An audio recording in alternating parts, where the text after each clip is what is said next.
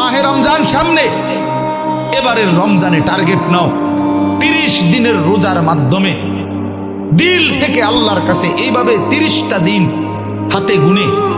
তুমি আল্লাহর সাথে ওয়াদাবদ্ধ হও যে আল্লাহ 30 দিন আমি রোজা রাখবো। এবং যৌন চাহিদা, লজ্জাস্থানের চাহিদা, অশ্লীলতা, বেহায়াপনা, নর্তকী, নাচ গান, উলঙ্গ ছবি দেখা, নারীকে নিয়ে চিন্তা ভাবনা, মেয়েকে নিয়ে অশ্লীল চিন্তা ভাবনা, অবৈধ কোনো প্রেম সম্পর্ক, হারাম কোনো রিলেশন,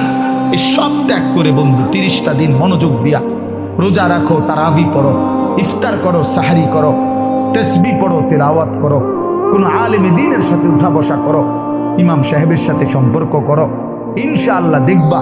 আল্লাহ চাহে তো 30 দিনের মাথায় আল্লাহ বলেন লাআল্লাকুম তাত্তাকুন, আমি আল্লাহ ওয়াদা দিলাম মোমেন তোকে মুত্তাকি বানিয়ে দেব।